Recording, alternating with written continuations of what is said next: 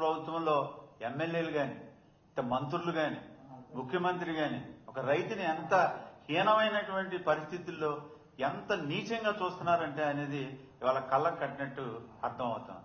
ఇవాళ అకాల వర్షాల వల్ల ఇవాళ ఏదైతే మామిడి రైతులు ఉన్నారు ఇవాళ పంట అంతా చేతికొచ్చి ఇవాళ డబ్బులు చేతులకు వచ్చే రూపంలో ఉంటే మామిడికాయలన్నీ కూడా ఈ అకాల వర్షాలకు రాయిపోతే కనీసం వాళ్ళకి నష్టపరిహారంగా ఇచ్చే పరిస్థితిలో ఇవాళ లేదు. అలాగే ఇవాళ కోకో రైతులు ఇవాళ కోకో సాగు చేయండి అని ఇవాళ దళారీ వ్యవస్థ అంతా కూడా ఏకమై ఈ కంపెనీలందరూ కూడా రైతులతో బలవంతంగా ఈ అంతర్గత పంట కింద కోకో మొక్కలు వేయించి కోకో పంట రాగానే దానికి గిట్టుబాటు వచ్చే పరిస్థితులు లేదు. అలాగే పొగాకు రైతులను చూస్తే అలాగే ఇవాళ ఏదైతే మా నాయకుడు వైఎస్ జగన్మోహన్ రెడ్డి గారు ఏదో కడప జిల్లా రాయలసీమలో ఏదైతే అరటి తోటలు నష్టపోయినాయో ఆ రైతుల దగ్గరికి వెళ్లి పలకరించితే మళ్లీ ఏది ఇప్పుడు వరకు కూడా ఆ ఐటీ రైతులకు పంట నష్టం ఇచ్చే దాఖలాలు లేవు.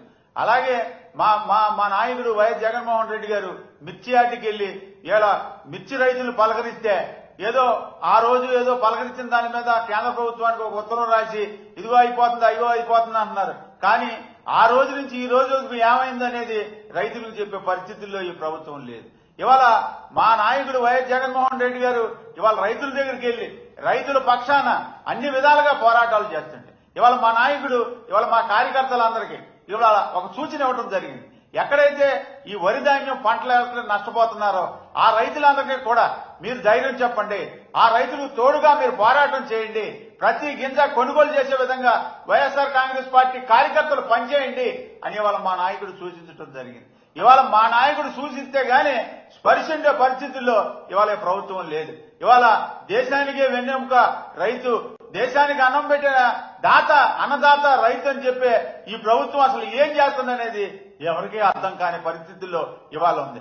ఇవాళ అకాల వర్షాల వల్ల ఇవాళ ధాన్యం తడిచిపోయి ఇవాళ కళ్ళాల మీద పెట్టుకుని అలాగే రోడ్ల మీద పెట్టుకుని అడిగి బరకాలు వేసుకుని ఆరిన తర్వాత అమ్ముకుందామంటే ఈ రైస్ మిల్లర్స్ అందరూ కూడా దళారీ వ్యవస్థ కింద చేరి 1200కి 1300కి కలిపి నోటికి ఏది వస్తుంది ఒక కూరగాయల మార్కెట్ లాగా చేసి దాన్ని రచ్చ కింద చేస్తున్నారు. అసలు యాగి కింద చేస్తుంటే అసలు ఈ ప్రభుత్వానికి నమ్మకం నీరెత్తినట్టు వెళ్ళింది. ఎందుకంటే గతంలో వైఎస్ జగన్మోహన్ రెడ్డి గారు ముఖ్యమంత్రిగా ఉన్నప్పుడు ఇలాంటి అకాల వర్షాలు అవి వచ్చినప్పుడు ఏదైతే కళ్ళాల మీద ఇవాళ రైతులు ఆరబెట్టుకున్న ధాన్యం ఉండి మళ్లీ రైతు ఆకాశాన్ని చూసి మళ్లీ ఎప్పుడు వర్షం వస్తుందో ఈ ధాన్యం రేటు ఏ విధంగా వస్తుందో అనే ఉద్దేశంతో ఉంటే అప్పుడు వైఎస్ జగన్మోహన్ రెడ్డి గారు ముఖ్యమంత్రిగా ఉన్నప్పుడు రైతు భరోసా కేంద్రాల ద్వారాగా ప్రతి గింజ కొనుగోలు చేసి ఏదైతే రంగుమారిన ధాన్యాన్ని కూడా కొనుగోలు చేసి ఇవాళ ఏదైతే ప్రభుత్వం ఏదైతే ధర పెట్టిందో ఎంఎస్పీల ద్వారాగా లేదా రైతు బంధు కేంద్రాల ద్వారాగా పంట నమోదు కార్యక్రమాలు చేయించి ప్రతి గింజ కొనుగోలు చేసి ఇవాళ ప్రతి జిల్లాలో ఒక ఐఏఎస్ ఆఫీసర్ను పెట్టి రోడ్డు మీద ఒక్క గింజ కూడా కనపడకూడదు, రైతుకు ప్రతి గింజ అయితే రంగుబారిన ధాన్యంతో సహా మొలకొచ్చిన ధాన్యంతో సహా కొని రైతుకి లబ్ధి చేసినటువంటి ఆనాటి ముఖ్యమంత్రి వైఎస్ జగన్మోహన్ రెడ్డి గారు ఇవాళ పరిస్థితులు చూస్తే రైతు పట్ల ఎంత నీచంగా వ్యవహరిస్తున్నారంటే ఇవాళ మంత్రులు ఏమయ్యారు. ఇవాళ జగన్మోహన్ రెడ్డి గారు ముఖ్యమంత్రిగా ఉన్నప్పుడు ఒక మంత్రుల బృందాన్ని కానీ ఏ నియోజకవర్గంలో ఆ నియోజకవర్గంలో ఎమ్మెల్యేలు కానీ ప్రజాప్రతినిధులు కానీ జడ్పీటీసీలు కానీ అందరినీ కూడా రైతుల వద్దకు పంపించి రైతులు ఆధారపడొద్దు, ప్రభుత్వం మీకు అండగా ఉంటుంది, ప్రభుత్వం మిమ్మల్ని ఆదుకుంటుంది అని చెప్పేసి రకరకాలైనటువంటి ఫెసిలిటీస్ ఇచ్చి ఆదుకున్నటువంటి ప్రభుత్వం వైఎస్ జగన్మోహన్ రెడ్డి గారు ముఖ్యమంత్రిగా ఉన్నప్పుడు ఇవాళ పరిస్థితి ఏమవుతుంది? ఇవాళ వరకు ఇవాళ ఆక్వా రంగాన్ని చూస్తే ఇవాళ కాపాడే ఇచ్చే పరిస్థితుల్లో ఆక్వా రంగం ఉంది. ఆక్వా రంగానికి మీరేం చెప్పారు? Aqua zone non aqua zone సంబంధం లేకుండా యూనిట్ ధర రూపాయల సబ్సిడీ ఇస్తామని చెప్పారు.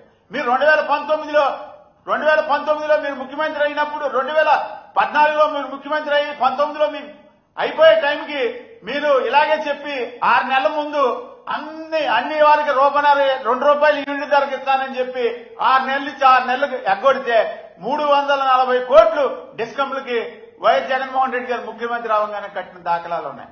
మీరు అన్ని చెప్తారు కానీ అవి గాల్లోనే వదిలేస్తారు.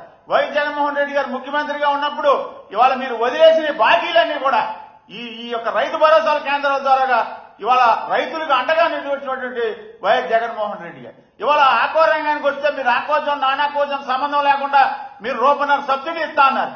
ఇవాటి వరకు మీరు ఒక పైసా సబ్సిడీ ఇచ్చిన పాపాన పోలేదు. ఇవాళ మళ్ళీ మీరు పెద్ద పెద్ద మాటలు చెప్తారు.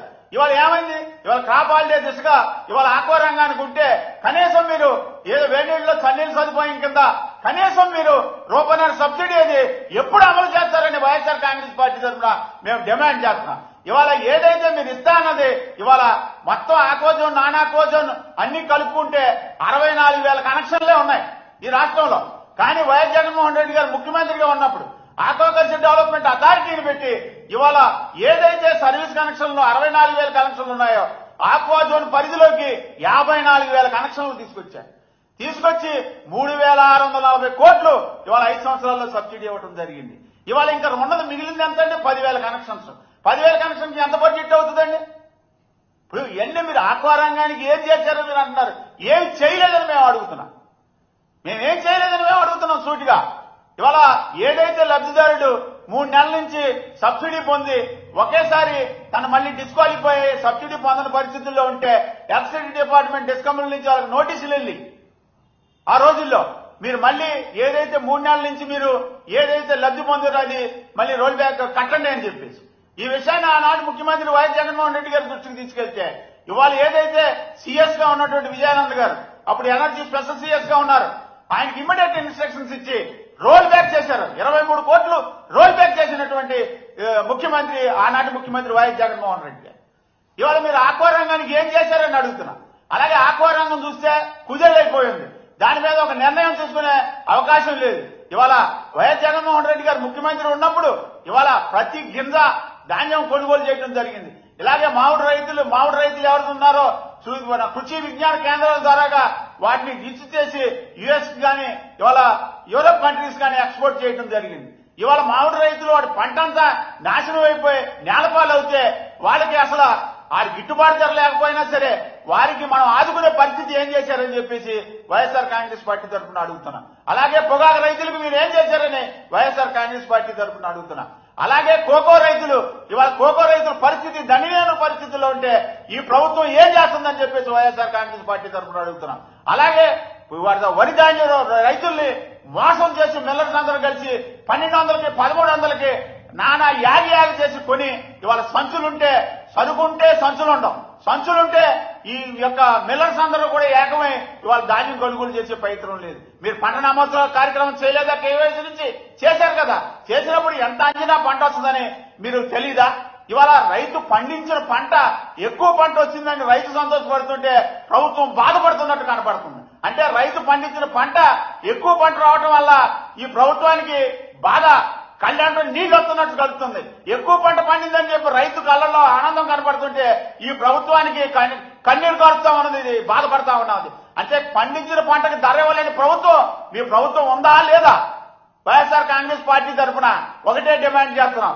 కోకో రైతులకు కానీ పొగాకు రైతులకు కానీ అలాగే మామిడి రైతులకు కానీ అలాగే వివిధ పంటలు ఏదైతే పండిస్తున్నారో ప్రతి రైతు తరఫున వైఎస్ఆర్ కాంగ్రెస్ పార్టీ తరఫున మేము డిమాండ్ చేస్తున్నాం. రైతులకు తక్షణమే నష్టపరిహారం ఇవ్వాలి, ఆక్వా రైతుల్ని ఆదుకోవాలి. లేని పక్షంలో వైఎస్ జగన్మోహన్ రెడ్డి గారి నిర్ణయం మేరకు ఈ రాష్ట్రంలో ప్రతి జిల్లాలో ప్రతి మండలంలో ఆందోళన కార్యక్రమం చేస్తాం. రైతులకు అండగా వైఎస్ఆర్ కాంగ్రెస్ పార్టీ ఉంటుంది. రైతులు ధైర్యంగా ఉండాలని మీ వెంట వైఎస్ఆర్ కాంగ్రెస్ పార్టీ అధ్యక్షుడు వైఎస్ జగన్మోహన్ రెడ్డి గారు ఉన్నారని మీరందరూ ధైర్యంగా ఉండాలని వైఎస్ఆర్ కాంగ్రెస్ పార్టీ తరఫున మీ అందరికీ కూడా తెలియజేసుకుంటున్నాను.